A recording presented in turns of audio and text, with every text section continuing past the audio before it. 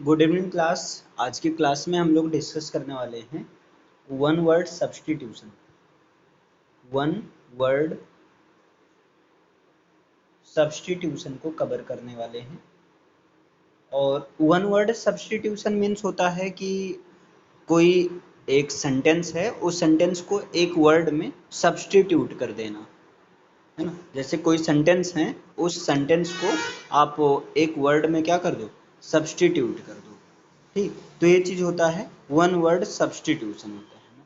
जैसे अब एग्जाम्पल की बात किया जाए तो यहाँ पर एक एग्जाम्पल हम आपको सबसे पहले देते हैं। जैसे पहला है परपेचुएट। देखिए फर्स्ट एग्जाम्पल है PERPETUATE। थोड़ा स्पेलिंग इसलिए बोल रहे हैं क्योंकि स्पेलिंग एरर आता है ना। कंपटीशन एग्जाम में स्पेलिंग एरर भी आता है, तो ये चीज़ आपको ध्यान देकर चलना है। देखिए यहाँ पर आई होप स्पेलिंग तो क्लियर ही हो गया होगा। PERPETUATE। देखिए परपेचुएट, इस परपेचुएट का पहले हिंदी मीनिंग समझ लेते हैं।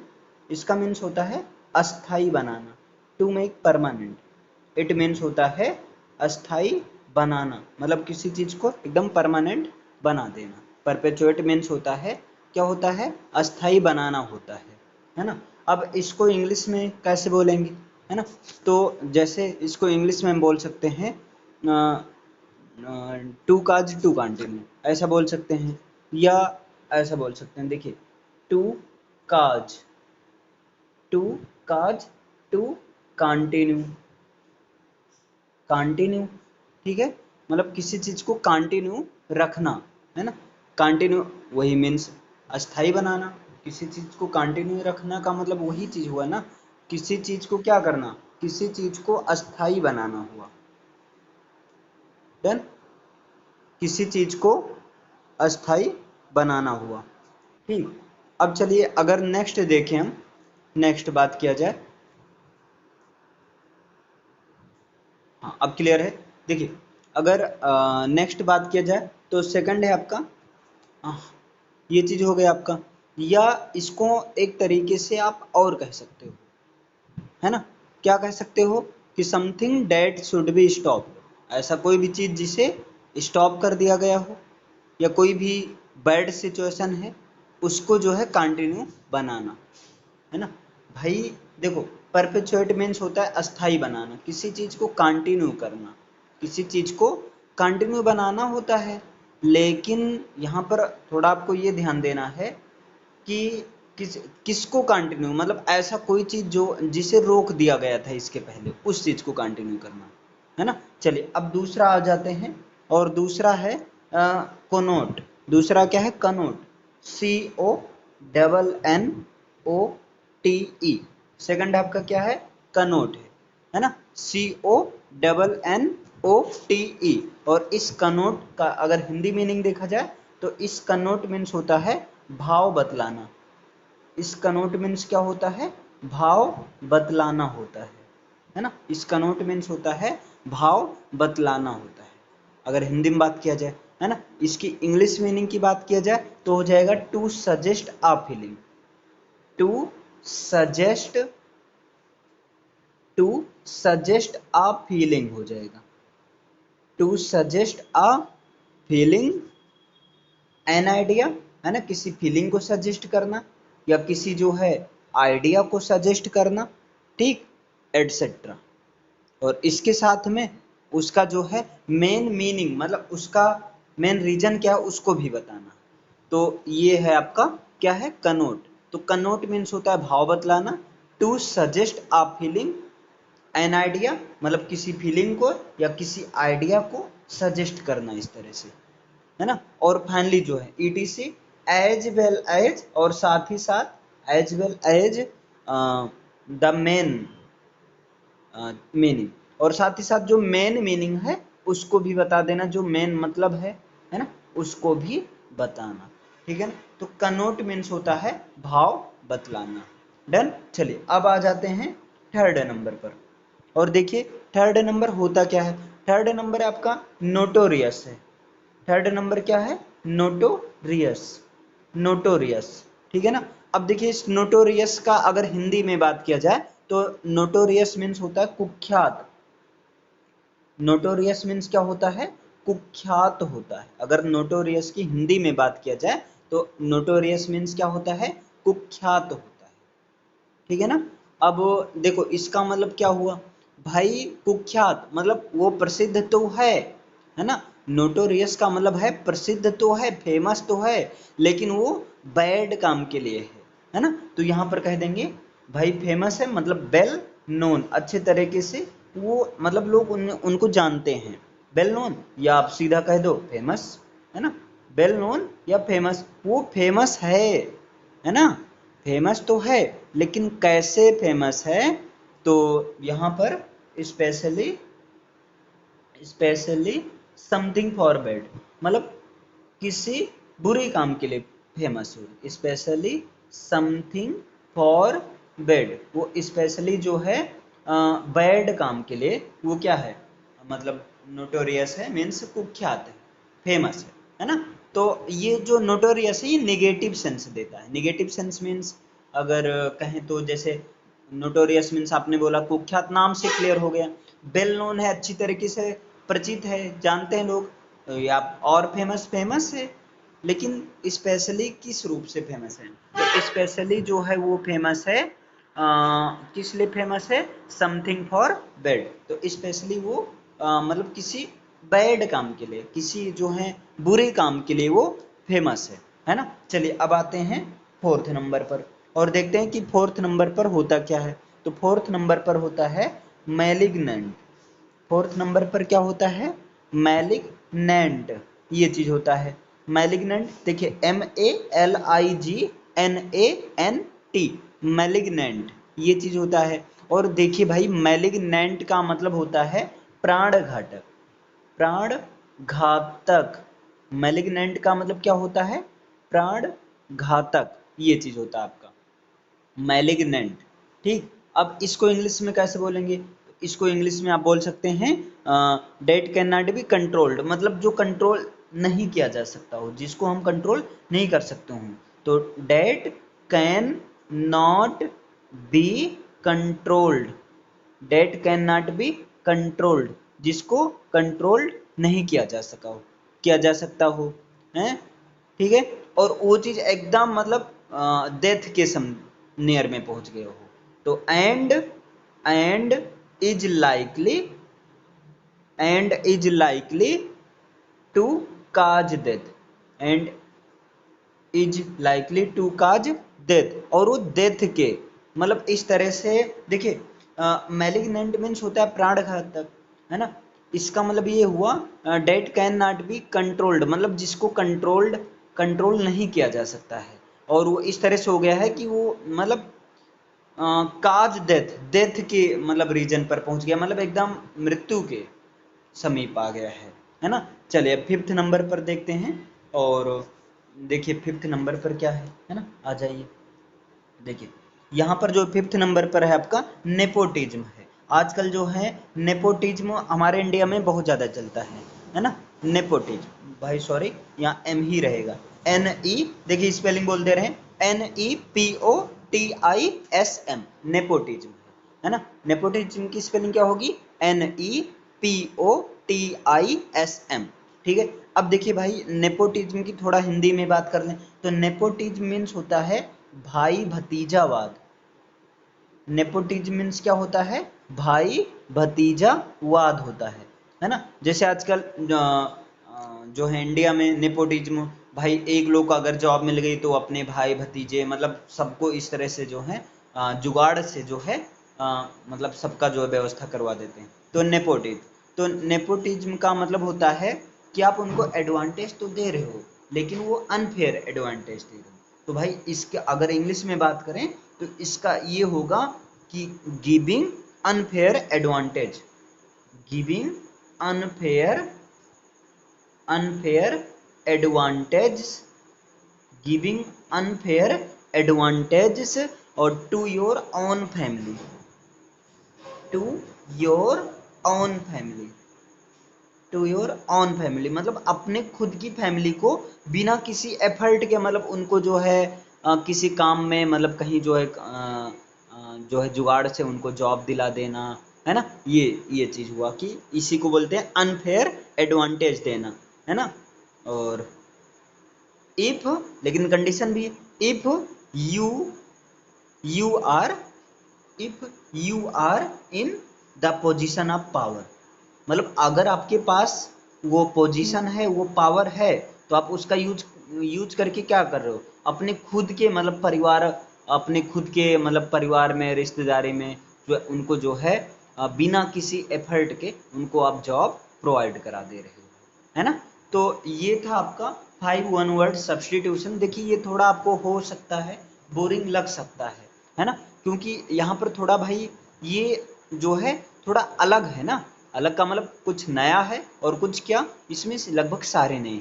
अब हो सकता है नेपोटिज्म सुने होंगे, तो जैसे इसमें पहला क्या है, परपेचुएट, तो परपेचुएट का मतलब होता है अस्थाई बनाना, मतलब टू काज टू कंटिन्यू, किसी चीज को कंटिन्यू करने का जो, अब ये जैसे कोई चीज रोक दिया गया हो तो उसको कंटिन्यू करना, है ना। दूसरा है कनोट, और कनोट मीन्स होता है भाव बतलाना, कनोट मीन्स क्या होता है, भाव बतलाना। तो यहाँ पर हो जाएगा टू सजेस्ट आ फीलिंग्स, किसी फीलिंग को सजेस्ट करना, यहाँ फीलिंग्स कर देते हैं ना, ऐसा रहेगा, टू सजेस्ट आ फीलिंग्स, किसी फीलिंग्स को या एन आइडिया, किसी आइडिया एक्सेट्रा को जो सजेस्ट करना, लेकिन इसके साथ में as well as the main meaning, इसके साथ में उसका जो मेन पर्पज है उसको भी सजेस्ट कर देना। चलिए नेक्स्ट है आपका नोटोरियस, हो सकता है ये भी आप सुने हो। देखिए नोटोरियस मीन्स होता है कुख्यात होता है, यानी कि फेमस तो है, वेल नोन तो है, पॉपुलर तो है, लेकिन स्पेशली समथिंग फॉर बैड, लेकिन ये बैड थिंग के लिए है ना, पॉजिटिव थिंग के लिए नहीं है, गुड थिंग के लिए नहीं है, ये बैड थिंग्स के लिए है। नेक्स्ट है मैलिग्नेंट, और मैलिग्नेंट मीन्स होता है प्राण घातक, मैलिग्नेंट मीन्स क्या होता है, प्राण घातक, date can not be controlled, मतलब जिसको कंट्रोल नहीं किया जा सकता, और वो इतना ज़्यादा मतलब कंट्रोल नहीं किया जा सकता, तो वो कहाँ पर पहुँच गया है, वो डेथ के काज में पहुँच गया है ना। देखिए नेपोटिज्म, नेपोटिज्म मीन्स होता है भाई भतीजावाद, इसका मतलब क्या होगा, giving unfair advantage to your own family if you are in the position of power, अगर जैसे मान लो आपको कोई, आपके हाथ में शक्ति, आपके हाथ में वो पोजीशन है, मतलब आप जॉब में हैं, तो आप क्या कर रहे हैं कि आप बिना अपने मतलब खुद की फैमिली को या रिश्तेदार में आप कह सकते हैं, बिना किसी एफर्ट के उनको जो है एडवांटेज देना, उनको कहीं जॉब में मतलब कहीं ना कहीं उनको जो है सेटिंग करा देना उनकी, तो ये चीज़ होता है नेपोटिज्म, भाई भतीजावाद। आई होप ये चीज़ आपको क्लियर हुआ होगा। चलिए अब एक बार आप खुद से जो है चाहें तो स्क्रीनशॉट ले सकते हैं, और चाहें जो है रिवीजन कर लीजिए, लेकिन इसका जो है नोट्स बना लीजिए तो और अच्छा रहेगा। हम 2 मिनट का टाइम देते हैं, आप जल्दी से यहाँ पर स्क्रीनशॉट इसका ले लीजिए।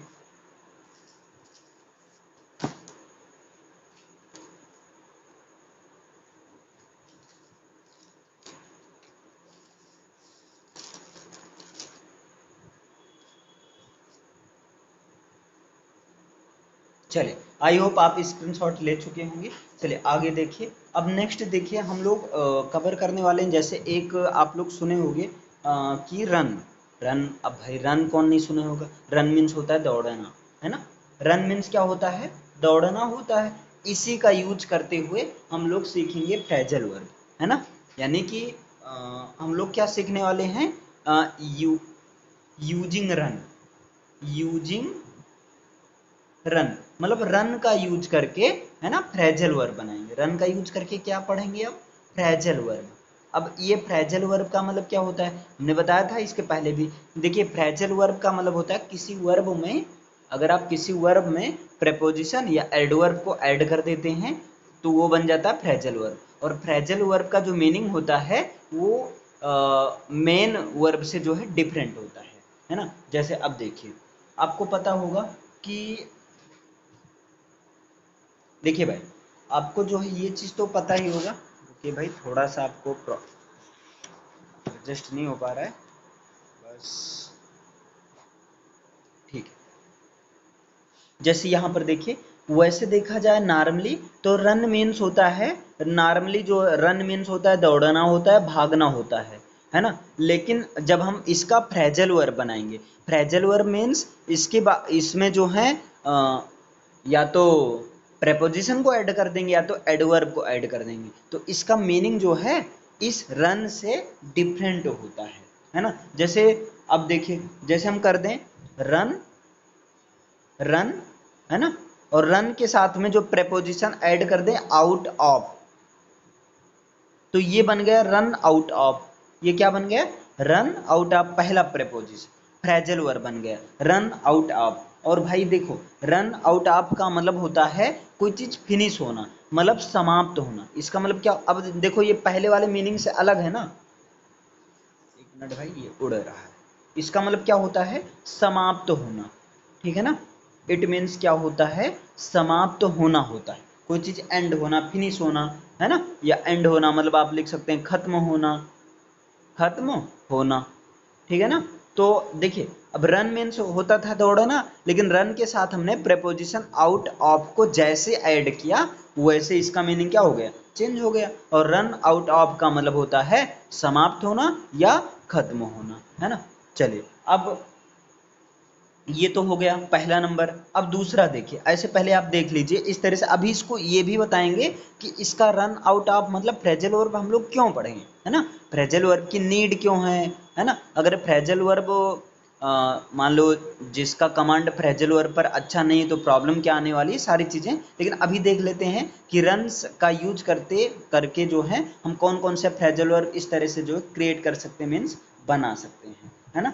अब देखिए यहाँ पर सेकंड जो है, सेकंड की बात करें तो आर यू एन, रन के साथ हमने प्रेपोजिशन ऐड कर दिया आफ्टर, है ना। रन आफ्टर क्या हो गया? Run after. और देखिए भाई, रन आफ्टर का मतलब होता है पीछे भागना। रन आफ्टर का मतलब क्या होता है? पीछे भागना। अब देखो, वैसे अगर आप अर्थ निकालोगे तो एकदम बेकार हो जाएगा। आफ्टर मतलब बाद में, और रन मतलब भागना, बाद में भागना, नहीं, गलत है। तो रन आफ्टर का जो मीनिंग, फ्रेजल वर्ब वाला जो मीनिंग निकलता है वो क्या निकलता है? पीछे भागना, है ना। जैसे हम कहते हैं यार देखो भैया, डोंट रन आफ्टर मनी, पैसे के पीछे मत भागो, है ना। Don't run after job, job के पीछे मत भागो, है ना। काबिलियत लाओ, जॉब तो अपने आप मिल जाएगी, है ना। इस तरह से जो है, तो रन आफ्टर का मतलब क्या होता है? पीछे भागना। अब देखो, रन के साथ आफ्टर को ऐड किया गया तो अर्थ क्या निकल गया? पीछे भागना। रन के साथ आउट ऑफ को ऐड किया गया तो इसका मीनिंग निकला समाप्त होना या खत्म होना। लेकिन अब यहाँ पर देखिए तीसरा नंबर, है ना। अगर हम क्या करते हैं, रन के साथ में प्रेपोजिशन डाउन को ऐड कर देते हैं। अगर क्या किया जाए, रन के साथ में प्रेपोजिशन किसको ऐड कर दिया जाए? डाउन को ऐड कर दिया जाए, तो क्या बन गया? Run down. क्या हो गया? Run down. और भाई रन डाउन का जो मतलब होता है वो क्या होता है? देखो, इसका मतलब होता है कमजोरी महसूस करना। इसका जो मीनिंग निकलता है वो क्या निकलता है? कमजोरी महसूस करना, कमजोरी महसूस करना, ये मीनिंग निकलता है। या इसका एक मीनिंग और निकल सकता है, और वो होता है नीचा दिखाना। रन डाउन का मतलब किसी को जो है नीचा दिखाना, है ना। और एक और मीनिंग होता है, वो होता है भाई खत्म होना।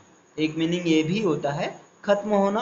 अब वो डिपेंड करेगा सेंटेंस के मीनिंग पर, कौन सा वहाँ मीनिंग सेट किया जाए। लेकिन आपको याद रखना है कि रन डाउन मीन्स होता है कमजोरी महसूस करना, नीचा दिखाना, और जो है खत्म होना। यहाँ थ्री मीनिंग है। रन डाउन मीन्स कमजोरी महसूस करना, नीचा दिखाना और खत्म होना। तो रन के साथ आपने डाउन को ऐड कर दिया तो इसका मीनिंग ये निकला। अब देखिए फोर्थ की बात करें। देखिए, अगर आप रन के साथ में, अगर आप रन के साथ में ओवर को ऐड कर दो, ओवर भी एक प्रेपोजिशन ही है, तो हो गया रन ओवर, है ना। और रन ओवर का मतलब होता है भाई जल्दी जल्दी समझाना, है ना, या कोई चीज जल्दी जल्दी पढ़ना। रन ओवर का मतलब होता है भाई जल्दी जल्दी समझाना, जल्दी जल्दी समझाना है, जल्दी जल्दी पढ़ाना। जैसे हम आप लोग को क्या कर रहे हैं, रन ओवर कर रहे हैं, जल्दी जल्दी समझा दे रहे हैं बिना कोई टाइम वेस्ट किए हुए, है ना। तो रन ओवर का मतलब होता है जल्दी जल्दी समझाना, या जल्दी जल्दी पढ़ाना, या जल्दी जल्दी पढ़ना, है ना। एक मीनिंग ये होता है। और भाई एक मीनिंग ये होता है कि इतना जल्दी जल्दी पढ़ा दें, है ना, इसी को स्पीड एकदम तेज कर दें कि सब ऊपर से निकल जाए। तो एक और मीनिंग होता है ऊपर से निकल जाना, एक ही होता है। है ना, ऊपर से निकल जाना, ठीक है ना। तो मतलब बिल्कुल समझ में ना आना, दो होता है। रन ओवर का मतलब एक तो जल्दी जल्दी समझाना, और एक इतना जल्दी जल्दी समझा देना कि भैया सब ऊपर से क्या हो जाए, निकल जाए, है ना। तो ये हो गया। अब देखो अगला, देखो भाई, अगर हम क्या करते हैं, रन के साथ में अगर क्या किया जाए, रन के साथ में अबे को ऐड कर दिया जाए। रन के साथ में किसको ऐड कर दिया जाए, अबे को। अब अबे क्या है भाई, क्लियर है ना। तो देखो रन के साथ जब अबे को ऐड कर दिया जाएगा तो हो गया रन अबे। और रन अबे का मतलब होता है भाई डर कर भाग जाना। रन अबे का मतलब होता है भागना तो होता ही है, लेकिन कैसे भागना, डर कर भाग जाना, है ना।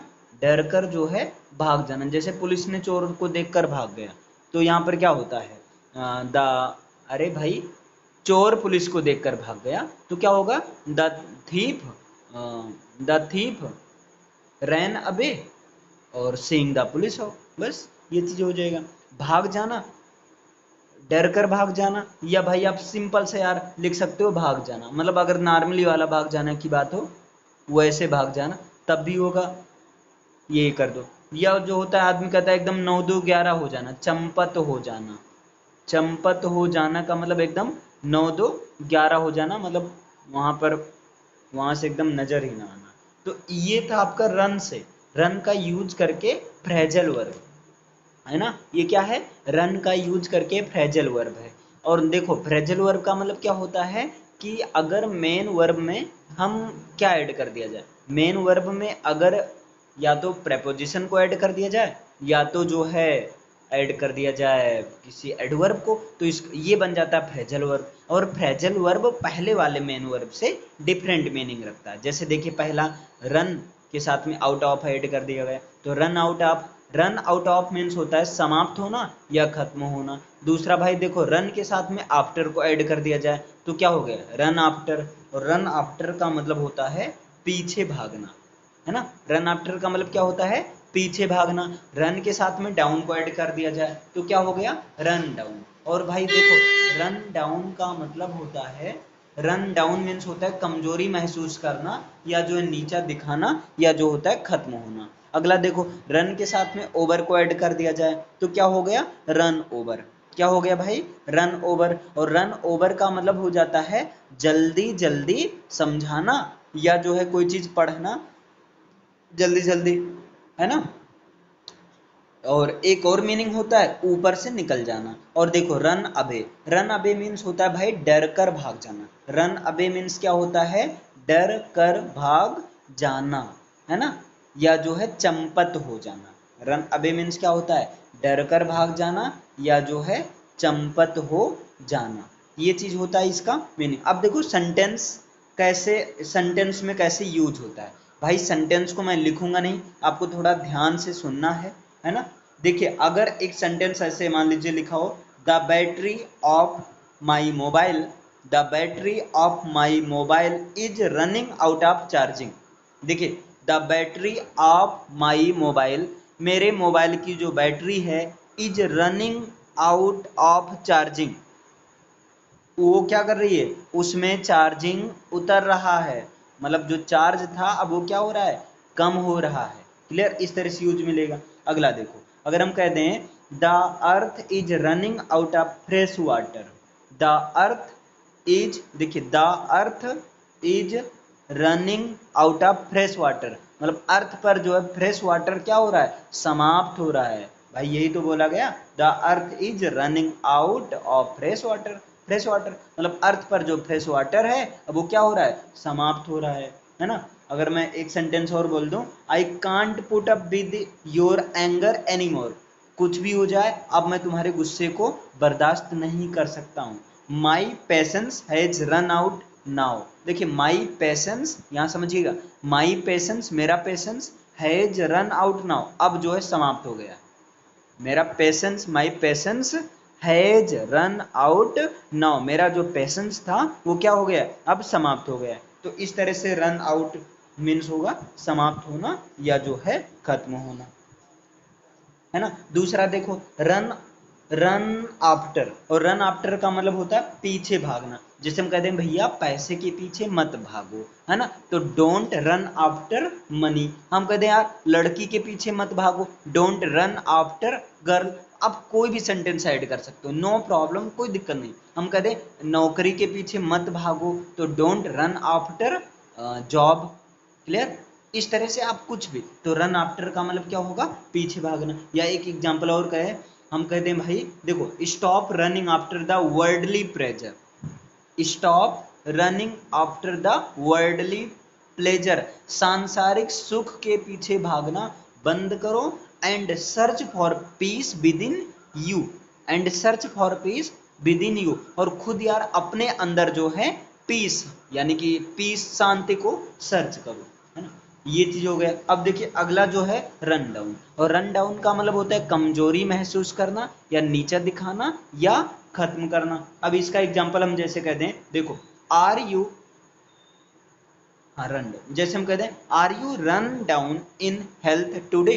देखिए समझिएगा, are you run down in health today, are you in run down, क्या तुम आज हेल्थ में जो है कमजोरी महसूस कर रहे हो, मतलब हेल्थ को लेकर क्या तुम आज जो है कमजोरी महसूस कर रहे हो, are you run down in health today, है ना। हम कहते हैं देखो, हम कहते हैं देखो my father is terribly run down, my father is terribly, terrible वही होता है मतलब भयानक रूप से, रन डाउन मतलब कमजोरी महसूस कर रहे हैं, and is unfit for work today, और आज काम करने के लिए क्या है, वो अनफिट हैं, है ना। My father is terribly, TERRIBLY होगा टेरिबल वाला, है ना। तो मेरे पापा, my father is terribly run down and is unfit for work today, मेरे पिताजी जो हैं वो आज जो है कमजोर महसूस कर रहे हैं, और आज जो है काम करने के लिए क्या है, फिट नहीं है, अनफिट हैं, है ना। और कह दिया जाए जैसे थोड़ा छोटा सेंटेंस ताकि आपको समझ में आ जाए, हम कह दें देखो the fresh water is running down on the earth, the fresh water is running down on the earth, यानी कि फ्रेश वाटर जो पृथ्वी पर है रनिंग डाउन हो रहा। अब रनिंग डाउन का मतलब यहाँ खत्म होना से लिया जाएगा, पृथ्वी पर क्या हो रहा है, खत्म हो रहा है। रनिंग डाउन का एक और मीनिंग निकलता है, वो क्या होता है, खत्म होना। हम कहते हैं देखो और एक example, ignorant people will always run down even the best book ever written, ignorant people मतलब जो अज्ञानी लोग होते हैं, विल ऑलवेज रन डाउन वो अक्सर नीचे दिखाएंगे, हमेशा क्या करेंगे, नीचे दिखाएंगे, even the best book for ever written, भले ही बुक में बहुत अच्छा लिखा गया हो, लेकिन जो अज्ञानी लोग होते हैं वो क्या करेंगे, हमेशा रन डाउन करेंगे, मतलब हमेशा जो है नीचा ही दिखाएंगे, यही बताएंगे इसमें कुछ नहीं, घटिया है, ये सब है ना। ये चीज हो गए। अब देखिए अगला है रन ओवर, और रन ओवर का मतलब होता है जल्दी जल्दी समझाना या जल्दी जल्दी पढ़ना या जल्दी जल्दी पढ़ाना या जो ऊपर से निकल जाना, है ना। जैसे हम कहते हैं देखो भैया, अगर कह दिया जाए don't run over the lesson, don't run over the lesson, मतलब लेसन को बहुत ज्यादा जल्दी जल्दी मत पढ़ो, और you will forget it in a day और सो, नहीं तो तुम एक आध दिन में भूल जाओगे, है ना। तो इस तरह से हो जाएगा। अगर हम कहते हैं could you please run over date point again, देखो कुड यू प्लीज क्या तुम कृपया करके, रन ओवर समझा सकते हो, है ना, डेट पॉइंट अगेन मतलब उस पॉइंट को क्या तुम कृपया करके फिर से जल्दी जल्दी समझा सकते हो, मतलब वही रिकैप कर सकते हो। अगला देखो, अगर यहीं पर एक सेंटेंस दे दें, a bus ran over a scooterist and killed her, देखो a bus ran over a स्कूटरिस्ट, मतलब एक बस जो है क्या हुई, स्कूटर के ऊपर से निकल गई, स्कूटर के मतलब स्कूटर के ऊपर को, मतलब स्कूटर को दबाते हुए स्कूटरिस्ट मतलब जो चला रही थी स्कूटर को, उसको एंड किल्ड हर, और उसको मार दी, और उसको क्या किया, मार दिया, है ना। अब देखो अगला, रन अवे। रन अवे का मतलब क्या होता है? डर कर भाग जाना, या नॉर्मली आप कह सकते हैं भाग जाना, या जो होता है चंपत हो जाना, है ना। जैसे हम कह दें द मोमेंट ही सा द पुलिस, उस समय जब उसने पुलिस देखा, ही रैन अवे फ्रॉम हेयर, वह वहां से क्या हो गया? भाग गया, है ना। अगर कह दिया जाए ही रैन अवे फ्रॉम होम, वह घर से भाग गया, विद ऑल द कैश, सारे पैसे लेकर। He ran away from the home, वह घर से सारे पैसे लेकर चंपत हो गया, गायब हो गया, कहीं भाग गया, है ना। और when he was just ten, जब वह मात्र 10 साल का था, तभी वो घर से सारे पैसे लेकर चंपत हो गया था, मतलब भाग गया था। तो ये था आपका फ्रेजल वर्ब, है ना। तो फ्रेजल वर्ब, आई होप ये रन का यूज करते हुए फ्रेजल था, और ये चीज क्लियर हो गया होगा। चलिए एक काम करिए, इसको जो है आप लोग को अगर स्क्रीनशॉट लेना है तुरंत ले लीजिए, नहीं तो आगे चलते हैं, और 2 मिनट का टाइम देते हैं। एक बार आप जो है इसको रिवीजन भी कर लीजिए, और जो है स्क्रीनशॉट ले लीजिए। ओके,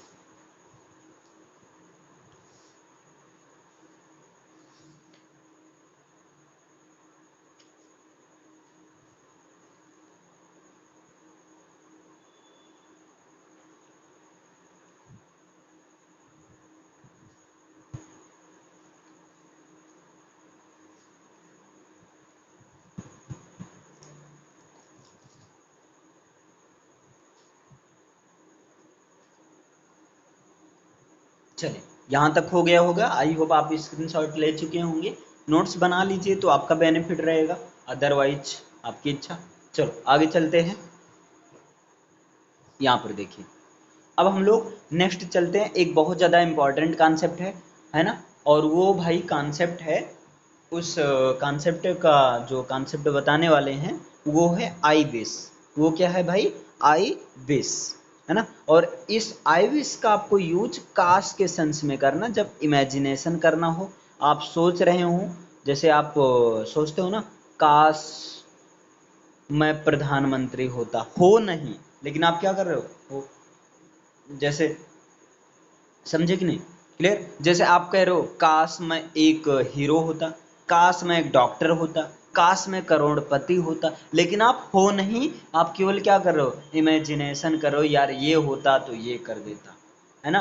तो भाई समझे, आई विश का मतलब होगा काश, आई विश का मतलब क्या होगा?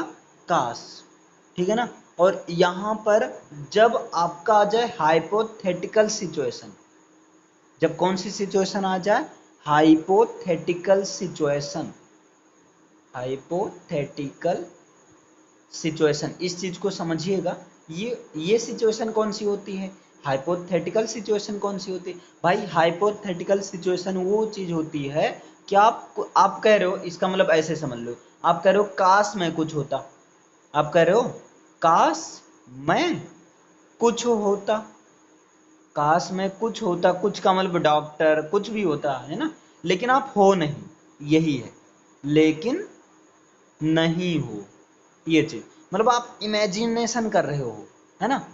एकदम बड़े बड़े ही सोच रहे हो कि काश में ये होता, काश में ये तो ऐसी सिचुएशन को, कौन सी सिचुएशन को? जिसमें आप मतलब बहुत बड़े बड़े चीज को सोचते हो कि अगर ये होता तो ये कर देता, ये मतलब एक तरह से पछतावा, रिग्रेट टाइप होता है ना। तो वहां पर आपको क्या यूज करना है? काश, है ना। और भाई चलो ये चीज क्लियर हो गया ना। इसमें आप ऐसे सिंपल से समझ लो कि आईबीएस का यूज वहां पर हम करते हैं जहां पर भाई हाइपोथेटिकल सिचुएशन की बात हो, जहां पर हम रिग्रेट करते हैं एक प्रकार से। आप ऐसे करते हो काश मैं वहां होता, काश मैं प्रधानमंत्री के साथ होता, आप हो नहीं, लेकिन क्या कर रहे हो? ऐसे सोच रहे हो कि काश ये होता तो ये कर देता, है ना। तो यहाँ पर भाई जो पहला रोल है ना, वो क्या है कि आई विश लिखना ही है ना। और आई विश के साथ में जो भी आप सब्जेक्ट लिखोगे, सब्जेक्ट कुछ भी हो, सब्जेक्ट कोई भी हो, चाहे वो सिंगुलर सब्जेक्ट हो, चाहे वो प्लूरल सब्जेक्ट हो, doesn't matter which type of subject is present, okay. Subject कोई भी हो, नो प्रॉब्लम, कोई दिक्कत नहीं है, लेकिन सब्जेक्ट के बाद आपको हमेशा वर का यूज करना है। सब्जेक्ट के बाद आपको हमेशा किसका यूज करना है?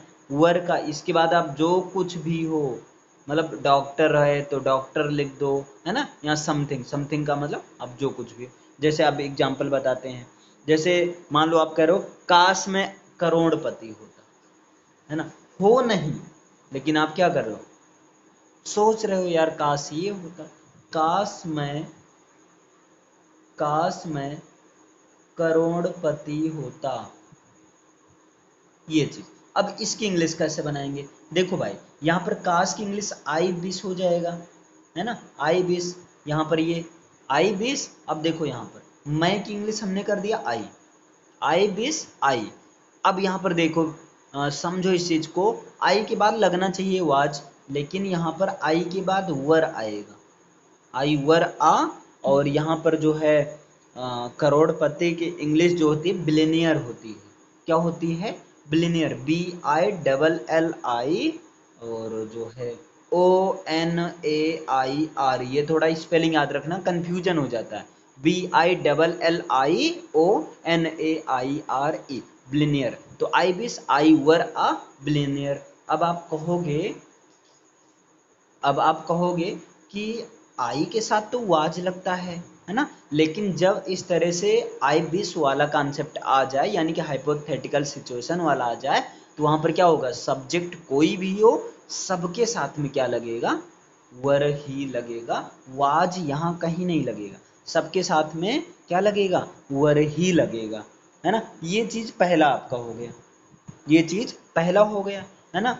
अब जैसे यहाँ पर कोई प्लेस भी हो सकता है ना, ये तो समथिंग हो गया भाई, समथिंग का मतलब आप कोई चीज है, समथिंग का मतलब क्या हुआ, कोई चीज है। लेकिन एक चीज और समझो, है ना, ये तो पहला हो गया कि आई विश यूज करो, आई विश के बाद सब्जेक्ट, सब्जेक्ट के साथ वर, और वर के बाद में समथिंग, कुछ भी, आप डॉक्टर हो तो डॉक्टर, मतलब एक प्रकार से ऑक्यूपेशन, है ना, एक प्रकार से आप जो सोच रहे हो, अमीर गरीब, मतलब ये सब ऊंच नीच ये सब हुआ।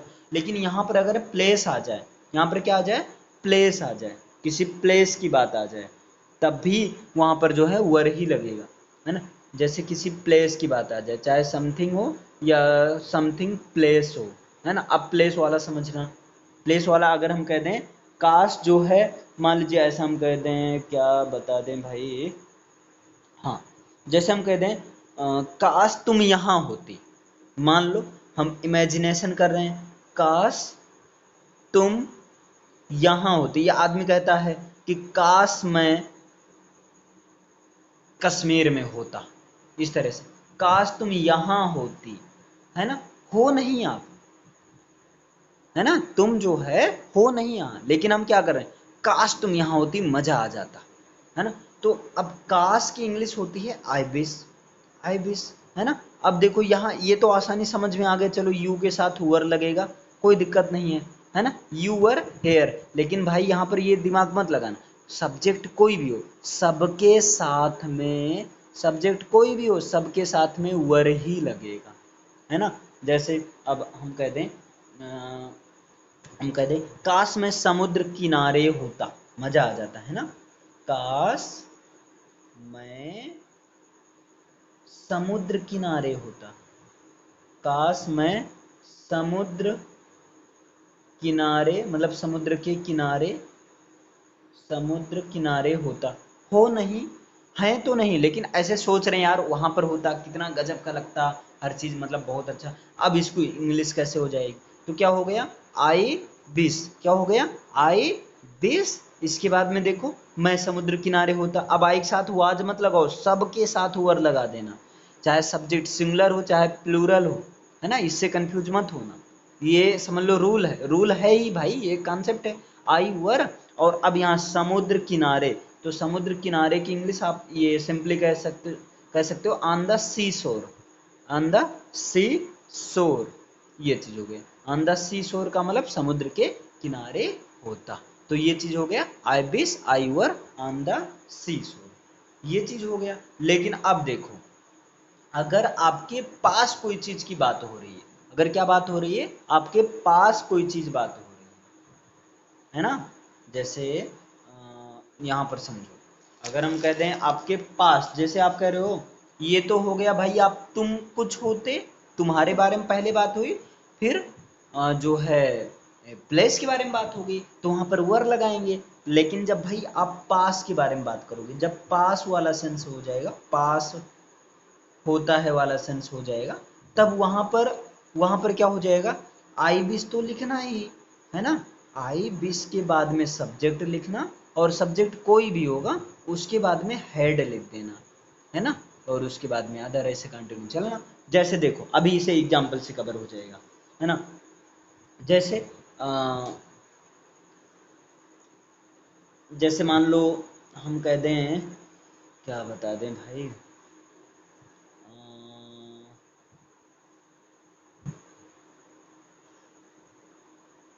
हाँ, जैसे हम कह दें कि काश मेरे पास एक बंगला होता, काश मेरे पास एक बंगला होता, काश मेरे पास एक बंगला होता।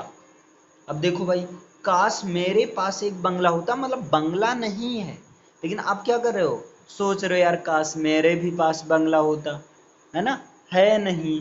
तो यहाँ जब पास होता वाला सेंस आ जाए, यानी कि सेंटेंस में पास और होता वाला सेंस आ जाए, तो वहां पर क्या कर देना, सब्जेक्ट के बाद में हेड का यूज कर देना, ठीक है ना। सब्जेक्ट के बाद में क्या यूज कर देना, हेड का। जैसे अब इसका क्या हो जाएगा, इसका हो जाएगा आई विश, क्या हो जाएगा, आई विश, आई वर नहीं, आई हैड हो जाएगा, I wish I had a bungalow, I had a bungalow. बंगले की स्पेलिंग ध्यान देना, BUNGALOW, ये भी काफी गलत होता है। तो यहाँ पास होता है वाला जब सेंस आ जाए तो हेड करना, आई विश आई हैड अ, मतलब बंगला, आई हैड अ बंगला। बंगला की स्पेलिंग क्या होगी, BUNGALOW, ये हो गया, क्लियर है ना। लेकिन अब देखो, अगर बात किया जाए भाई जैसे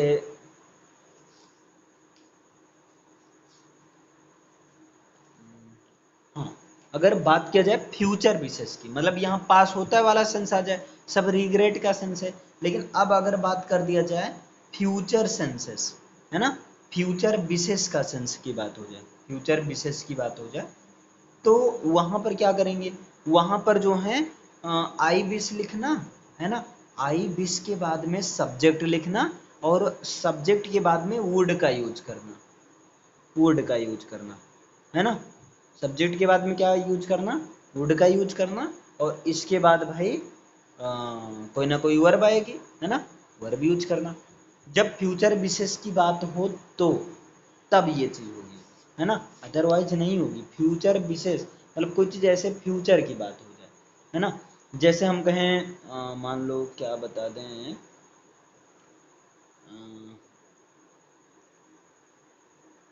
जैसे मान लो आप दारू पी रहे हो और हम कहते हैं काश तुम, काश, या इस समय तो बारिश हो रही है ना, हम कहते हैं काश वर्षा बंद हो जाए, वर्षा बंद हो जाए, मतलब बारिश हो रही है, हो रही है, लेकिन आप क्या कर रहे हो, काश हो सकता है, आप कह रहे हो काश, मतलब कल बारिश बंद हो जाए, है ना, कल बारिश ना हो, या हो सकता है काश अभी बारिश बंद हो जाए, वही काश बारिश बंद हो जाए। यानी कि अब यहाँ पर पास्ट का आप नहीं कर रहे हो, रिग्रेट नहीं कर रहे हो, आप क्या कर रहे हो, ऐसे मतलब जो है गेस कर रहे हो सकता है काश हो जाए यार, मजा आ जाता, अब 3 दिन से बारिश हो रहा है, मतलब एक लिमिट होती है, अब लिमिटेशन से ज्यादा हो रहा है, अब नहीं मजा आ रहा है ना, अब ज्यादा हो रहा है। तो इसकी इंग्लिश क्या हो जाएगी, यहाँ पर इसकी इंग्लिश हो जाएगी भाई आई विश, और देखो वर्षा हो जाए, यानी कि यहाँ इट का यूज करेंगे, है ना, पता ही है। तो इट वुड, और बंद हो जाए, तो बंद होना है कि वर्ब ही है, तो इट वुड स्टॉप, और raining, it would stop raining, यहाँ जिरंड के फॉर्म में यूज हुआ है। तो I wish it would stop raining, काश जो है ये क्या हो जाए, मतलब जो है वर्षा बंद हो जाए, क्लियर है ना। लेकिन अब देखो, अगर यहीं पर मान लो बात कर दिया जाए भाई पास्ट रिग्रेट, मतलब पछतावे की बात हो जाए, किसकी बात हो जाए, पछतावे की बात हो जाए, यानी कि ये तो फ्यूचर विशेष था, लेकिन अगर बात कर दिया जाए पास्ट रिग्रेट की, रिग्रेट की, मतलब आप जो है जो समय बीत गया उसमें नहीं कहिए, उसमें आप वो काम नहीं किए, और प्रेजेंट में आप क्या कर रहे हो, पछता रहे हो। प्रेजेंट में आप क्या कर रहे हो, पछता रहे हो, है ना। तो ये चीज होता है, नहीं समझे। देखो पास्ट रिग्रेट का मतलब क्या हुआ कि जैसे आपको पास्ट में आपने वो काम कर दिया है ना, या नहीं किया, और आप प्रेजेंट में सोच रहे हो यार मैं ऐसा नहीं किया होता तो सही रहता, या मैंने ऐसे क्यों नहीं किया, है ना, मैंने ऐसा जो है क्यों नहीं किया, इस तरह से। जैसे मान लो जो है आपने क्या किया, गुस्से में जो है आपने क्या किया, गुस्से में अपने पापा को ही मतलब उल्टा सीधा मान लीजिए अब्यूज दे दिया। आप गुस्से में थे एकदम से, पापा ने कुछ पूछा, आप गुस्से में ही पापा को उल्टा सीधा बोल दिया। अब आप पछता रहे हो। अब आप जो है जब आपको लगा नहीं यार मैंने गुस्से में बहुत गलत बोल दिया, तो आप पछता रहे हो और कह रहे हो भाई काश मैंने ऐसा ना कहा होता, काश मैंने ऐसा ना कहा होता, काश मैंने ऐसा ना कहा होता, मतलब आपने कह दिया है, आपने वो बात कह दिया था, लेकिन अब आप क्या कर रहे हो, पछता रहे हो। जब ऐसी कंडीशन हो जाए ना, तो वहां भाई पास्ट रिग्रेट के लिए आई बीस का यूज करना, और आई बीस के बाद में सब्जेक्ट, और सब्जेक्ट के साथ में हैड का यूज कर देना, है ना, और हैड रहेगा तो वर्ब की थर्ड फॉर्म का यूज कर देना, ये कॉन्सेप्ट लगा देना। ठीक, जब पास्ट रिग्रेट की बात है तो यहाँ पर क्या हो जाएगा, यहाँ पर हो जाएगा आई बीस, यहाँ पर क्या हो जाएगा आई बीस, और निगेटिव है तो आई हैड नॉट, आई बीस आई हैड नॉट से का जो third form said, I had not said that, I had not said that. तो यहाँ पर हो गया आई बीस काश I had not said that, काश मैं ऐसा ना कहा होता, ये चीज हो गया, है ना। या जो है अब जैसे मान लो हम कह दें जैसे एक सेंटेंस और बता दें ताकि और क्लियर हो जाए, है ना। देखो अब जैसे आज आप अंग्रेजी सीख रहे हो, और है ना पहले आपने अंग्रेजी नहीं सीखी, और जब आपको मतलब पता चला कि इंटरव्यू जो है इंग्लिश में होगा, और जहाँ पर आप जॉब करने वाले हो वहाँ पर इंग्लिश में ही आपको कम्युनिकेशन करना है, मतलब हर बात वगैरह किस में करनी है, इंग्लिश में करनी है, बात वगैरह किस में करनी, इंग्लिश में करनी है। तो आप कह रहे हो आप पछता रहे हो, क्या पछता रहे हो, क्योंकि अब भाई पहले आपने नहीं सीखी थी, अब जॉब के लिए अब तो सीखना ही होगा, है ना। तो आप मतलब इस तरह से रिग्रेट कर रहे हो पास्ट वाला कि काश मैंने पहले अंग्रेजी सीखी होती, काश मैंने पहले अंग्रेजी सीखी होती, मतलब जब आप सीख रहे हो तो आप पछता रहे हो यार काश मैंने पहले अंग्रेजी सीखी होती तो आज ये नौबत नहीं आता, है ना। तो अब इसकी इंग्लिश क्या हो जाएगी, आई, देखो पास्ट रिग्रेट हो गया, और जब पास्ट रिग्रेट हो जाए तो वहां पर सब्जेक्ट के साथ में क्या लगाना, हैड का यूज करना है, सब्जेक्ट के साथ में किसके क्या लगाना है, हैड का यूज करना है। तो यहाँ पर क्या हो जाएगा आई बीस, यहाँ पर क्या हो जाएगा आई बीस आई, और इसके बाद में हैड, आई बीस आई हैड। एक मिनट भाई इसको कनेक्ट हो जाने दीजिए।